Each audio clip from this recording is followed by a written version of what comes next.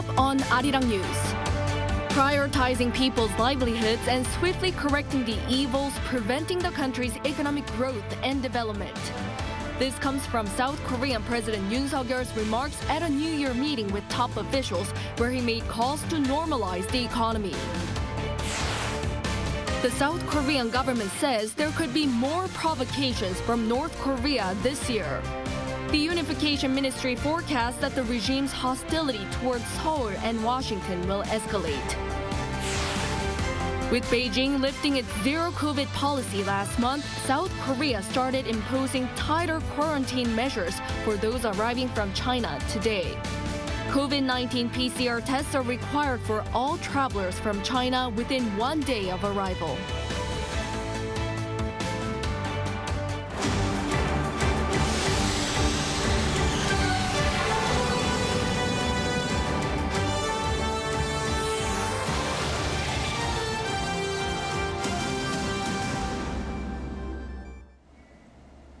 Good evening. It's 9 p.m. here in South Korea, and thank you for joining us on Arirang News. We begin tonight from the top office.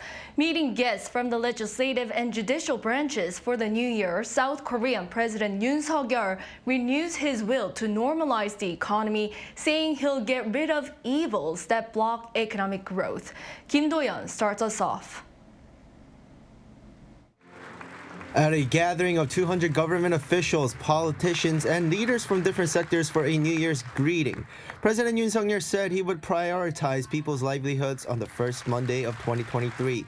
He also urged everyone to work together to speed up the normalization of the country's economy, vowing to quickly eliminate obstacles standing in the way of the nation's economic growth and development. 기득권의 저항에 쉽게 무너진다면 우리의 지속 가능한 번영도 어렵게 됩니다. 위기는 도전의 의지와 혁신 역량을 통해 번영과 도약을 이끄는 기회가 되었음을 우리는 세계사에서 많이 목격했습니다.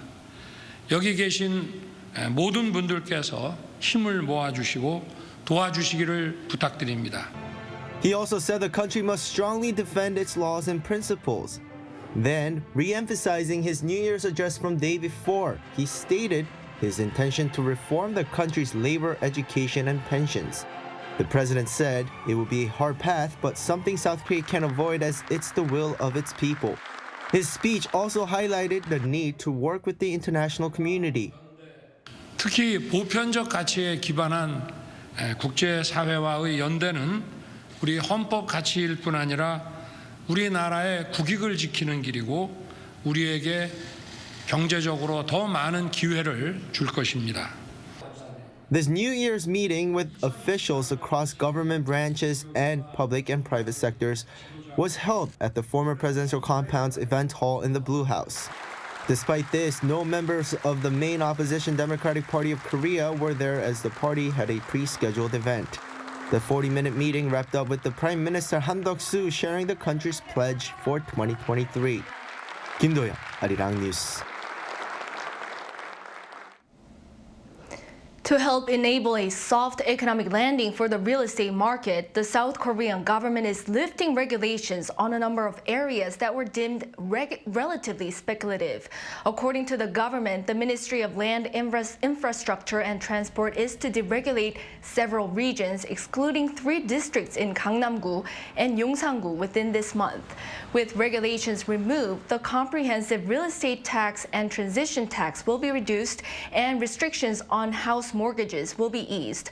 Since last year, the ministry has been removing regulations on a number of areas in the capital and surrounding regions. Starting this year, the red tape on various property-related transactions is to be eased to engineer a soft landing for the housing market where prices are plunging. Our Lee explains. 2022 was all about deregulation in the housing market. Apartments exceeding 1.5 billion won in value will also be eligible for mortgage loans, and measures will be eased depending on the market situation. Despite the easing of restrictions, housing prices continue to plunge. Everything's the same. There are always sellers, but no buyers. I believe the market would change if there were more benefits in terms of the interest rate, but there are none. And this year, there are more changes. Restrictions on mortgages will further be eased. Homeowners with multiple properties located in overheated speculation districts will now be eligible to get loans of up to 30% of housing prices. The government has also announced its plan to monitor the market and lower the loan-to-value ratio for people who do not own a house if needed. The current LTV ratio for these people is 50%. Considering multiple property owners as major suppliers of the market, we're aiming to ease punitive measures for these people. Apart from housing policy, revised insurance terms and conditions have also been applied from the first day of 2023. Fraudulent claims and overtreatment of minor injuries for people involved in car accidents will be strictly monitored. Those found to have received excessive treatment will have to foot their own medical bill depending on their percentage of negligence. And transfer tax will no longer be imposed on families whose members hold stocks with a combined value above 1 billion won or $788,000. 이래현, Arirang News. Recent studies from the Bank of Korea show that in an aging society, even though the government increases spending to boost the economy, its impact on economic growth in South Korea will decline. According to the research released on Monday, if the proportion of the elderly population increases by 1 percentage point, the effect of government spending on GDP growth will fall by almost 6%. An aging society leads to a decline in labor supply and weakens consumer spending, which defeats the purpose of expanding government expenditure. An official from the BOK says that amid the growing financial burden of increasing welfare expenditure in an aging society, it is necessary to take extra physical measures in the mid to long term. The South Korean government expects North Korea's hostility towards Seoul and Washington to escalate, meaning more provocations. It's coming from its analysis of North Korea's diplomatic and military policy direction for the new year. Our Unification Ministry correspondent Kim Mo-kyun with the details.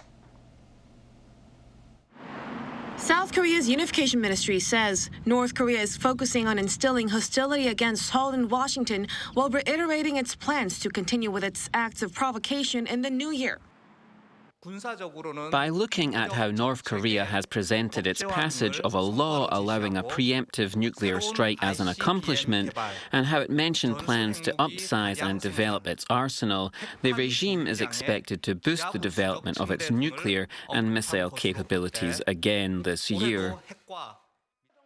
The ministry condemned Pyongyang for using nuclear arms to threaten people living on the same peninsula and urged the regime to come onto a path for peace and prosperity on the peninsula. Such remarks came as North Korean leader Kim Jong-un defined South Korea as a, quote, undoubtful enemy and stressed the need to exponentially increase the regime's nuclear arsenal. The regime not only spoke their words, but also put such policies in action by firing a short-range ballistic missile into the East Sea on New Year's Day. Seoul's Unification Ministry also took note of Kim's daughter, who made her third public appearance on the North State media. Kim Ju-ae was seen walking hand-in-hand with Kim Jong-un at what appears to be a missile station. The ministry vowed to keep close tabs on future reports of Kim Ju-ae, who is presumed to be Kim's second child. Kim Mo-kyun, Arirang News. More details were unveiled today on South Korea's test flight of a domestically developed solid-fuel space rocket last week. Our Foreign Affairs correspondent Choi Min-jung reports. South Korea assesses that its second test flight of a solid-fuel space launch vehicle appears to be more successful than the first one. The Defense Ministry on Monday released a video of the homegrown rocket being launched and entering space. It said the state-run Agency for Defense Development tested the second, third, and fourth stages of the launch, including the separation of a dummy satellite. It was able to verify the engine combustion for these stages as well. Last Friday, the Defense Ministry confirmed the success of the vehicle's second launch, which came 9 months after the first test. The rocket is designed to put a small satellite into a low orbit for surveillance operations. It's aiming to launch an actual satellite in 2025. Compared with liquid fuel space vehicles, solid fuel rockets have simpler structure and are more cost-effective to launch. The success of the test launch marks an important milestone in building the military's independence in the field, as well as the country's goal of becoming the 7th largest player in the global space industry. The ministry also said it's looking to transfer essential technologies to the private sector to boost the industry and create economic effects. Some citizens across the country witnessed Friday's launch and reported an unidentified flying object in the sky. The ministry explained that the test was conducted at night due to safety and weather conditions and to minimize disruptions for fishermen. Choi Min-jung, Arirang News. South Korea and the United States are discussing a possible joint nuclear exercise, according to President Yoon Suk-yeol. Yoon's remark came in an interview published on Monday in South Korea's Joseonilbo newspaper, where he said that talks are focused on joint planning and exercises with U.S. nuclear forces. The president went on to say that although nuclear assets belong to the United States, Seoul and Washington are expected to plan, train, and share information on operations jointly. He added that the United States feels quite positive regarding the idea. U.S. Secretary of State Antony Blinken and China's new Foreign Minister Qin Gang discussed Washington-Beijing relations over the phone on Sunday. Referring to the conversations on Twitter afterwards, Blinken said the two had addressed maintaining open lines of communication during the call. China on Friday appointed Qin as its new foreign minister, replacing Wang Yi, who had been in the post for the past 10 years. Qin served as Chinese ambassador to the United States from July 2021 until his appointment. The new foreign minister has reportedly been nicknamed as China's wolf warrior due to his combative and assertive stance against Western countries.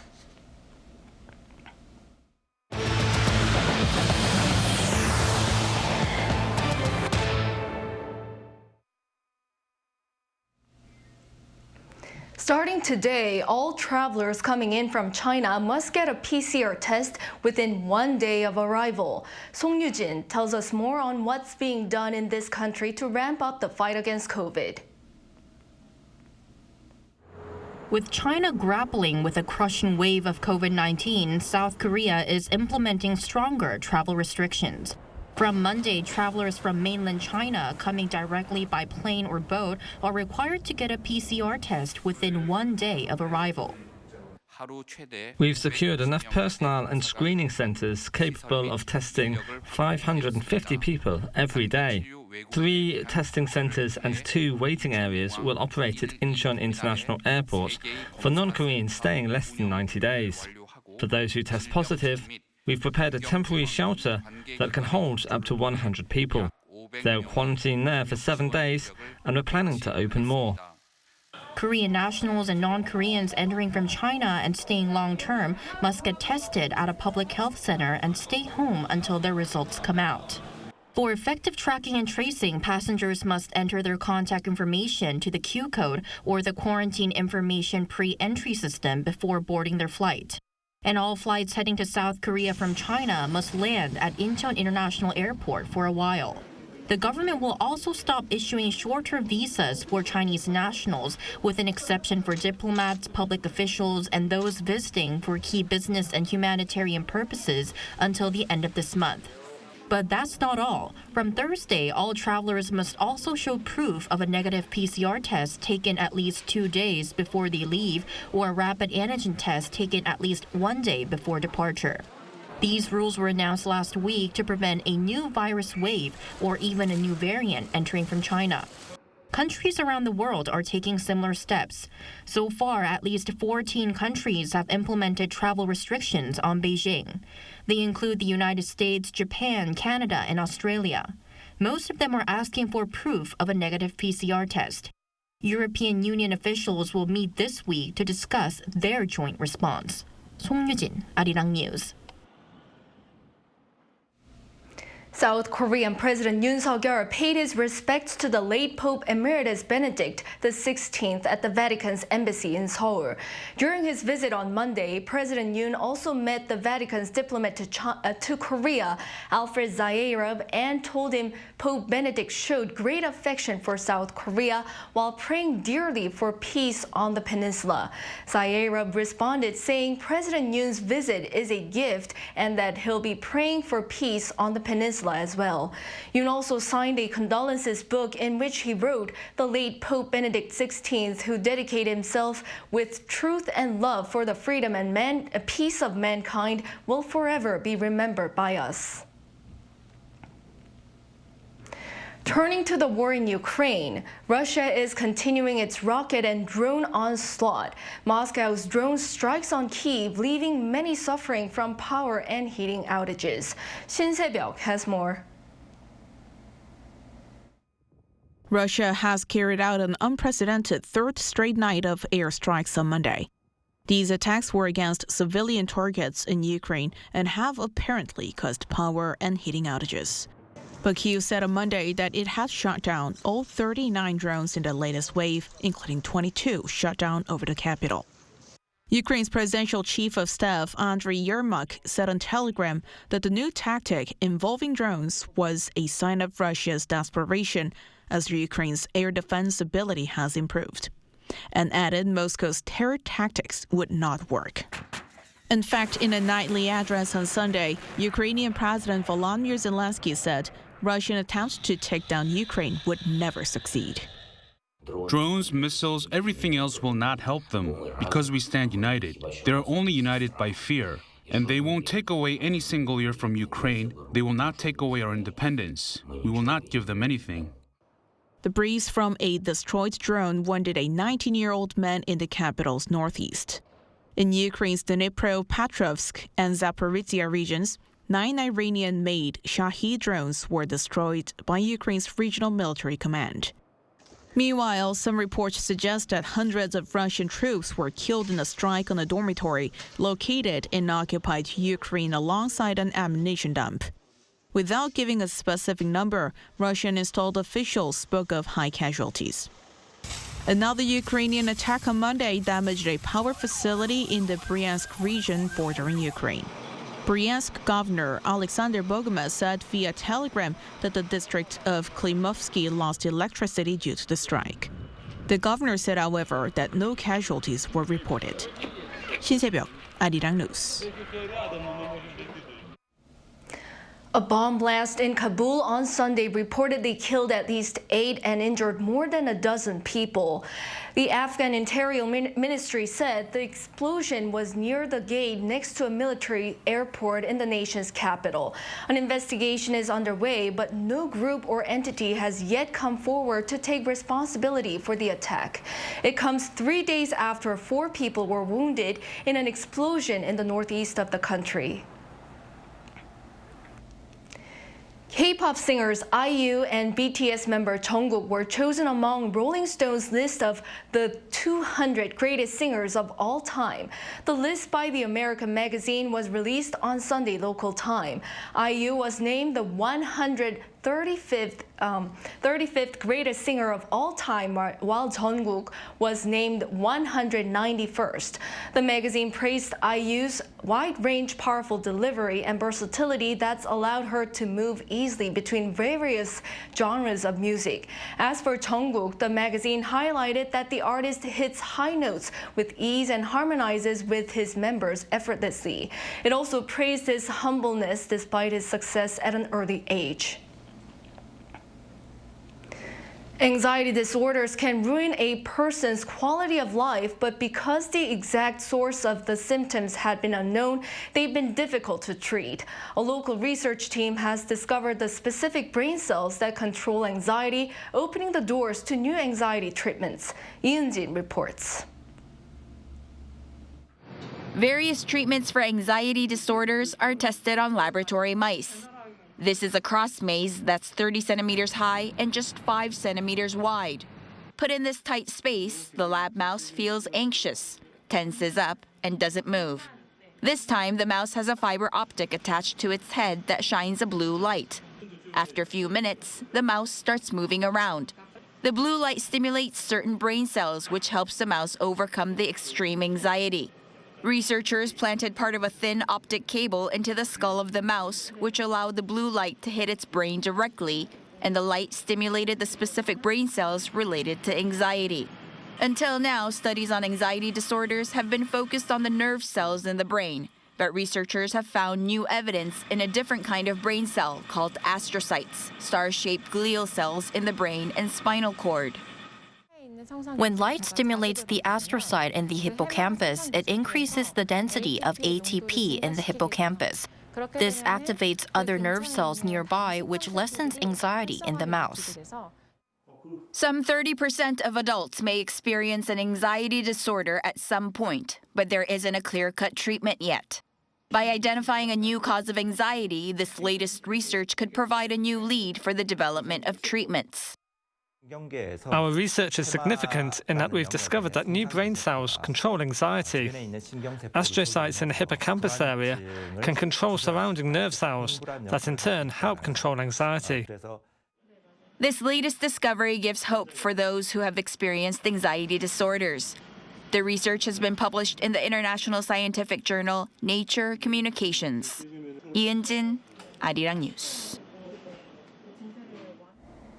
A South Korean research team has developed a type of AI teacher that helps students learn English as if they're working with a native speaker.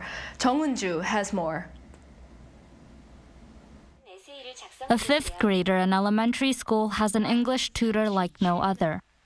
It's an AI teacher that evaluates and scores her pronunciation when she reads the text out loud, helps her interpret the passage, and can even correct compositions. Read the text. Select the part you wish to learn the meaning of. Because no one could answer the teacher's questions except me, said Tom. Because there are other students at academies, I can't have one-on-one conversations with the teacher. But the AI teacher reads back to me with a more accurate native pronunciation, so I think it's better. This is the world's first AI reading teacher developed by South Korean researchers at ETRI. Students can learn English with the AI teacher as if they are actually having a conversation with a native speaker. The newly developed technology actually understands the student's answer and asks the next question accordingly, while offering appropriate feedback, unlike existing technology that can only hold conversations within a set of expected questions and answers. This AI teacher also improved its performance through reinforcement learning with a small amount of training data. In particular, it showed a recognition rate of 90% by learning from data on children's pronunciation and Korean accents. The AI needs to understand the Korean person's English pronunciation. ETRI's best non-native English speech recognition technology was applied. The research team is preparing to commercialize this technology by the end of this year. We plan to apply the developed technology to Korean and provide Korean language education for foreigners wishing to learn Korean and foreign workers residing in South Korea. The developed technology can be used not only for foreign language education, but also for mathematics, history, and job training. Jung Eun-ju, Arirang News.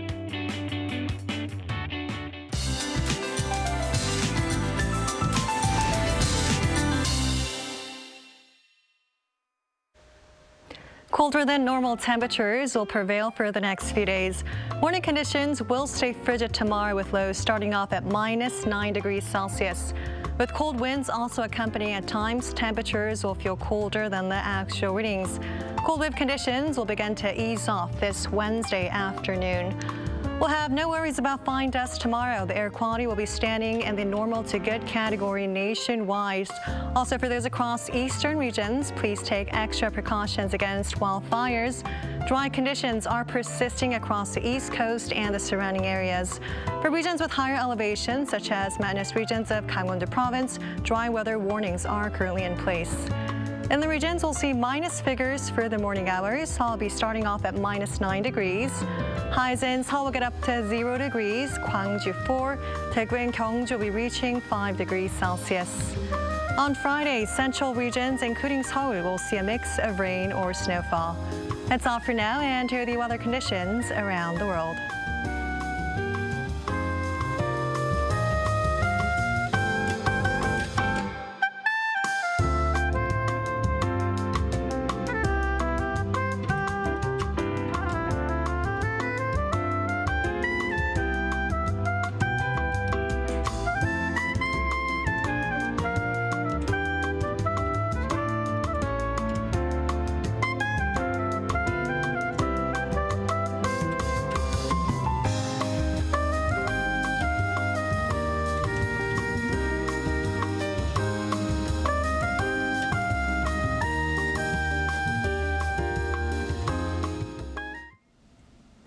That brings us to the end of the newscast. Thank you for watching. We'll be back tomorrow with the latest news in South Korea and worldwide. Take care.